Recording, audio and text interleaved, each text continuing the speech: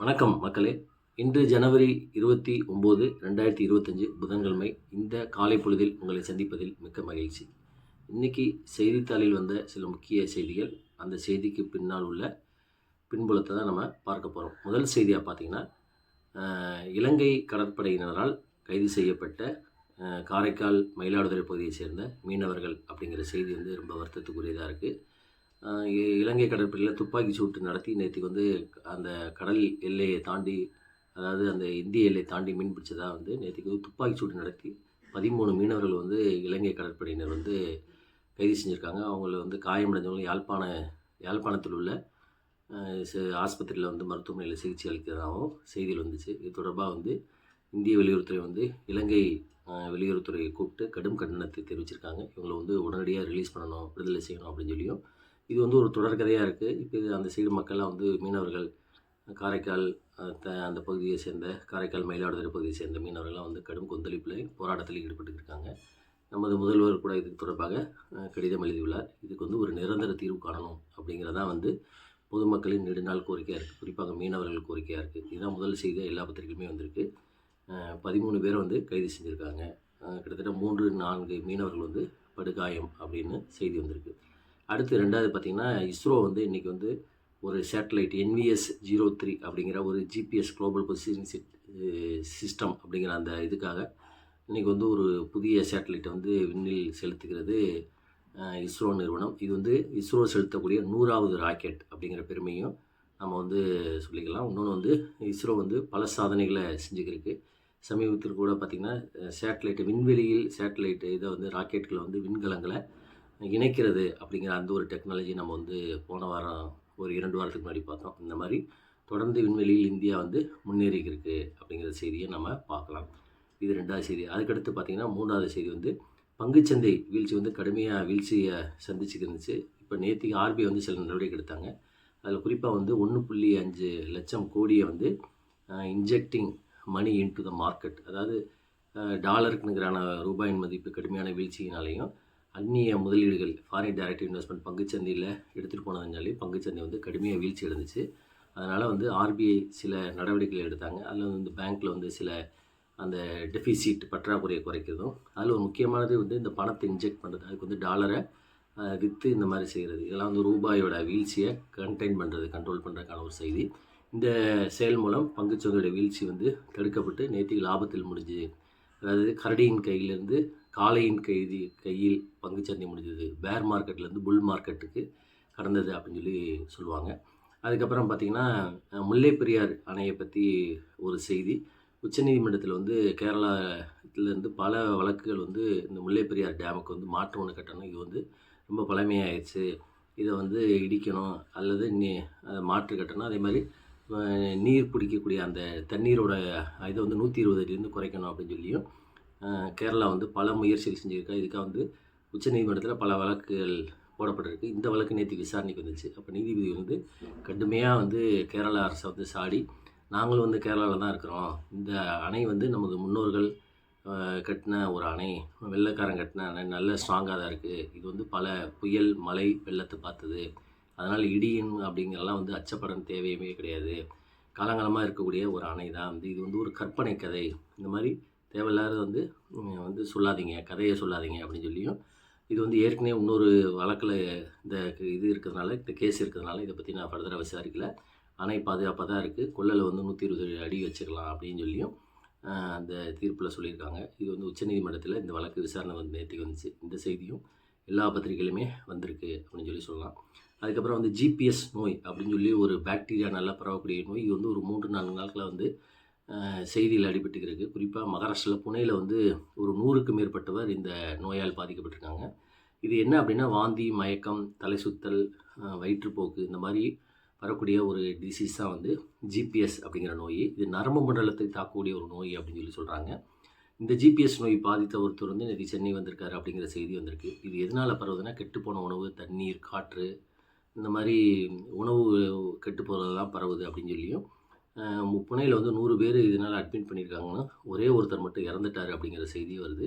இது தொடர்பாக மத்திய அரசு ஒரு குழுவை போட்டு விசாரிச்சுருக்காங்க. இதே மாதிரி ஜம்மு காஷ்மீர்லேயுமே சரி, ஒரு பகுதியில் கிட்டத்தட்ட ஒரு 17 பேர் ஒரே குடும்பத்தை சேர்ந்தவங்க இறந்துருக்காங்க அப்படின்னு சொல்லி பார்த்து அது வந்து அங்கே உள்ள அரசாங்கம் விசாரணை பண்ணதில் அவங்க வந்து ஒரு கிணத்து தண்ணீர் குடிச்சிருக்காங்க. இந்த கிணத்து தண்ணீரில் பூச்சிக்கொல்லி பெஸ்டிசைடு கலந்துருக்கு, அதுதான் காரணம் அப்படின்னு சொல்லியிருக்காங்க. ஸோ இதுதான் வந்து எல்லா முக்கியமான பத்திரிகைகளெல்லாம் வந்த செய்தி, ஜிபிஎஸ் நோய்.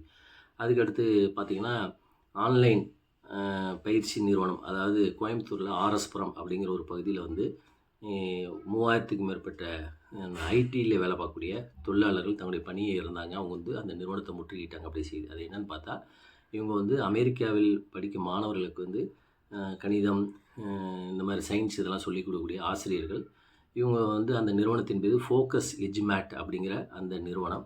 அந்த நிறுவனத்துக்கு வந்து ஆன்லைனில் இங்கேருந்தே பாடம் சொல்லி கொடுத்தவங்க திடீர்னு பார்த்திங்கன்னா ஒரு 3 நாளைக்கு முன்னாடி எல்லாருடைய வேலையும் வந்து டெர்மினேட்டடு, நீங்கள் வந்து பணியிலிருந்து நீக்கப்படுகிறீர்கள் அப்படின்னு சொல்லி எல்லாத்தையும் வீட்டுக்கு போங்க அப்படிங்கிற மாதிரி சொல்லிட்டாங்க. அதனால் நேற்றுக்கு வந்து 3000க்கும் மேற்பட்ட அந்த கம்பெனியில் வேலை பார்த்த நிறுவன ஃபோக்கஸ் எஜ்மேட் அப்படிங்கிற அந்த நிறுவனத்தில் வளர்த்தவங்களாம் அந்த அலுவலகத்தை முற்றுகையிட்டாங்க. அப்புறம் வந்து தொழிலாளர்துறை வாரியத்திலேருந்து சரி, காவல்துறை எல்லாருமே வந்து பேச்சுவார்த்தை நடத்துனதில் அவங்க கேட்குறது, எங்களுடைய சர்டிஃபிகேட்டை வாங்கி வச்சுக்கிட்டாங்க, எங்களுக்கு சம்பளம் வந்து இந்த கொடுக்கல, அதே மாதிரி எங்களுக்கு பிடித்த அந்த பிஎஃப் அது வந்து வருங்கால வைப்பு நிதி அதெல்லாம் அவங்களுக்கு திருப்பி கொடுக்கணும் அப்படின்னு சொல்லி பேச்சுவார்த்தைக்கு இடையில் அது ஒப்புதல் ஆயிருக்கு அப்படின்னு அந்த செய்தி இன்றைக்கி பத்திரிக்கையில் வந்திருக்கு. இது தொடர்பாக 2 நாளாக செய்திகளோடு இருந்துச்சு. ஆனால் அது வந்து சோசியல் மீடியாவில் தான் வந்துருந்துச்சு, பத்திரிக்கையில் இன்றைக்கி தான் வந்திருக்கு அப்படிங்கிற செய்தி நாம் பார்க்கலாம். அப்புறமேல வந்து அமெரிக்க அதிபராக டொனால்ட் ட்ரம்ப் பதவியேற்றிருக்கிறார். அவர் சில அதிரடியான நடவடிக்கைகளை எடுத்துக்கிட்டு.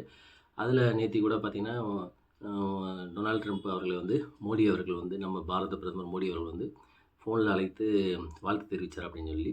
இப்போ நேற்றுக்கு டொனால்ட் ட்ரம்ப் என்ன சொல்லியிருக்காருன்னா, பிப்ரவரி மாதம் வந்து நான் வந்து I will meet Indian prime minister Modi அப்படின்னு சொல்லி, Modi will come to India, அதாவது வர பிப்ரவரி மாதம் வந்து மோடி அவர்கள் அமெரிக்காவுக்கு வருவார் அப்படிங்கிற மாதிரியும், நான் வந்து மோடி சந்திக்க போகிறேன் அப்படின்னு சொல்லியிருக்காரு. அதாவது மோடி அவர்கள் அப்போ அமெரிக்காவுக்கு பிப்ரவரி மாதம் பயணம் செய்கிறாரு. அந்த அமெரிக்கா பயணத்தில் வந்து 2 பேர் சந்திச்சுக்கிடுவாங்க அப்படிங்கிறத செய்தி. இதில் என்ன ஒரு முக்கியமாக பார்க்கப்படுது அப்படின்னா, அமெரிக்கா வந்து கடுமையான வரியெல்லாம் விதிக்கிறாங்க.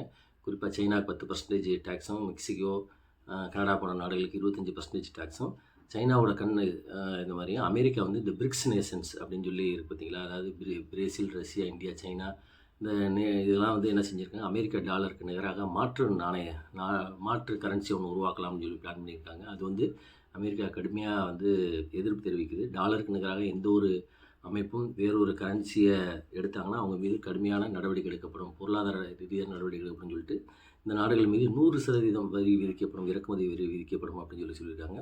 நேற்று கூட அந்த ஒரு லிஸ்ட்டு வெளியிட்டிருக்காரு, அமெரிக்காவுக்கு எதிராக செயல்படும் நாடுகள் அப்படின்னு. அதில் வந்து இந்தியா இருக்கிறது அப்படிங்கிறது ஒரு பேரதிர்ச்சியாக இருக்குது.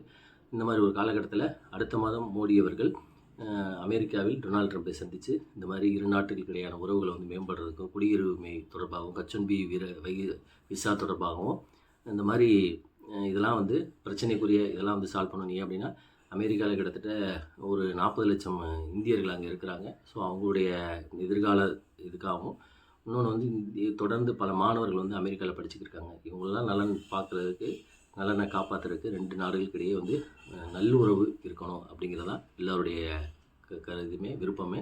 அது வந்து ட்ரம்ப் மோடி அவர்களுடைய விசிட்டில் சாத்தியமாகும் அப்படின்னு எதிர்பார்க்கலாம். இதுதான் இந்த செய்தி. அதுக்கப்புறம் வந்து பார்த்திங்கன்னா, சென்னையில் வந்து பீச்சிலேருந்து மெரினாலேருந்து கோவளம் வரை நிறைய கடல் ஆமைகள் இருக்கிறதா செய்தி வந்துக்கிட்டே இருந்துச்சு. இது தொடர்பான காரணங்கள் வந்து பல காரணங்கள் சொல்லியிருந்தாலும், நேற்றுக்கு வந்து இது பசுமை தீர்ப்பாயம் வந்து வாலண்டியராக தானாகவே முன்னும் வந்து சுமோட்டோவாக இந்த வழக்கெடுத்து விசாரித்தாங்க. அதில் வந்து என்னெல்லாம் ரீசன் அப்படிங்கல, அந்த முக்கியமான ரீசன் வந்து அந்த மீன்பிடி படகு, அந்த ட்ராவலர் அப்படின்னு சொல்லுவாங்க, அதுதான் முக்கியமான காரணம். அந்த வலையில் வந்து இந்த கடல் ஆமைகள் வந்து மாட்டிக்கிறது, அதனால் அதை இறக்குது அப்படின்னு சொல்லியிருந்தாங்க. அந்த மீன்பிடி படகுகள் மீது என்ன நடவடிக்கை எடுத்தீங்க அப்படின்னு சொல்லி பசுமை தீர்மாயம் வந்து தமிழ்நாடு அரசு அந்த கேள்வி கேட்டிருக்காங்க. குறிப்பாக அதுக்கு என்ன சொல்கிறாங்க அப்படின்னா, எப்போயுமே வந்து இந்த ஆமைகள் வந்து குஞ்சு பொறிக்கக்கூடிய காலத்தில் வந்து மீன் பிடிக்கிறதுக்கு தடை விதிக்கணும். ஆனால் அதையும் மீறி இவங்க போயிருக்காங்க. இதை தடுக்கிறதுக்காக கடலோர காவல்படை எல்லாமே சேர்ந்து ஒரு டாஸ்க் ஃபோர்ஸ் உருவாக்குவோம், ஆனால் அது இந்த முறை வந்து உருவாக்கப்படலை அப்படின்னு சொல்லியும், அதுக்கடுத்து இனிமேல் இது நடக்காமல் பார்த்துக்கணும் அப்படின்னு சொல்லி, இது என்ன நடவடிக்கை எடுக்கிறீங்க அப்படின்னு சொல்லி பசுமை தீர்ப்பாயம் நோட்டீஸ் எடுத்துருக்கு. அதுக்கப்புறம் நேற்றுக்கே ஒரு செய்தி நான் சொல்ல தவறிட்டேன். அது என்ன அப்படின்னா, இப்போ மான்சூன் பருவமழை வந்து வடகிழக்கு பருவமழை வந்து முந்தானத்தோட முடிஞ்சிருச்சு. அதாவது 103 நாட்கள், கடந்த அக்டோபர் 16ஆம் தேதி துவங்கிய மான்சூன் வடகிழக்கு பருவமழை முந்தானத்தோடு முடிஞ்சிருச்சு அப்படிங்கிற செய்தியும் வந்துடுச்சு. அதாவது ஜனவரி 25ஆம் தேதியோட. இது வந்து போன ஆண்டை காட்டிலும், அதாவது 2023 காட்டிலும் 2024 இந்த வருஷம் வந்து ஒரு 33% அதிகமாக மழை பெஞ்சிருக்கு அப்படிங்கிற செய்தியும் நாம் பார்க்க முடியும். தமிழ்நாட்டுக்கு வந்து அதிகமான மழை பெறுறது வந்து இந்த வடகிழக்கு பருவமழை தான். ஸோ அதுதான் இந்த செய்தி. இவ்வளோ தான் வந்து இந்த பத்திரிகையில் இன்றைக்கி வந்து சில முக்கியமான செய்திகள். இந்த வீடியோ பிடிச்சிருந்தால் லைக் பண்ணுங்கள், ஷேர் பண்ணுங்கள். மீண்டும் நாம் அடுத்த வீடியோவில் சந்திப்போம். நன்றி, வணக்கம்.